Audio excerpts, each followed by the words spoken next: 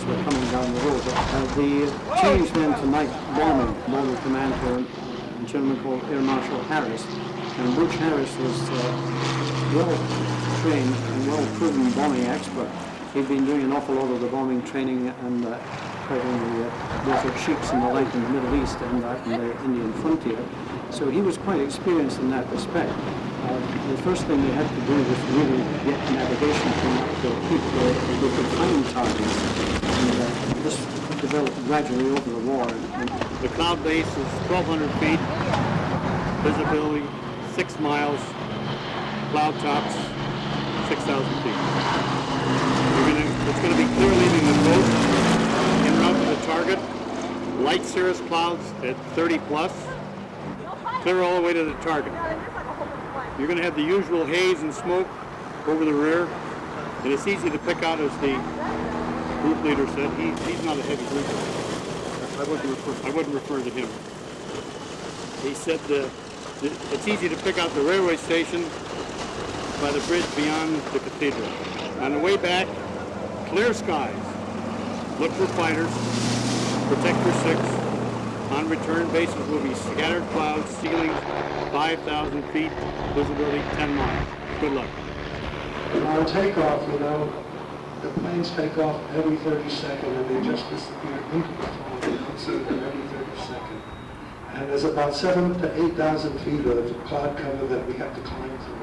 So just try to picture about a maximum effort mission with 2,000 planes taking off from all over England, just going through this cloud cover. It takes about 7 minutes to go through it. But I had great difficulty making it authentic because they wanted to change everything to exaggerate. It didn't need any exaggeration. But here was one of the key things to me. In the back of this book, the book was finished. I had edited it, I guess, 10 times and made changes. And in the final analysis, they had the book ready to go to print, and they were not going to put in something that I considered very important, because if you read some of the things in here, you would say, who in the world ever heard of a sergeant being in command of officers? And so I said, those orders have got to be in there because nobody in service would ever believe that. But back in the early days of War II, it happened. I said, okay, my contract says unless I approve the book, it won't be published. And they said, oh, it's too costly, we can't do it. And I said, well, then you can talk to Mr. F. Lee Bailey because he'll be calling you in a few minutes as soon as I let him know. And so they put the orders in the back of the book instead of wherever it ought to have been in the text. But there it is, in command. When I came out of the war, I was a prisoner of war, and when I came out of the war, they assigned me to right field in the flight test division.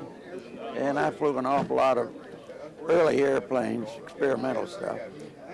I was at 42,000 feet when Chuck first went faster than sound, and I photographed him as he went by me, and he was the first picture we ever had of the shock waves. You get that big boom on the ground, but when he goes by you in flight, you can't even tell it. And I was sitting at 42,000 feet, 50 years later, and I was in an F-16 jet fighter, and Chuck went by me in an F-15 fighter at exactly the same moment of 50 years earlier. And then we both hung it up with the military jets.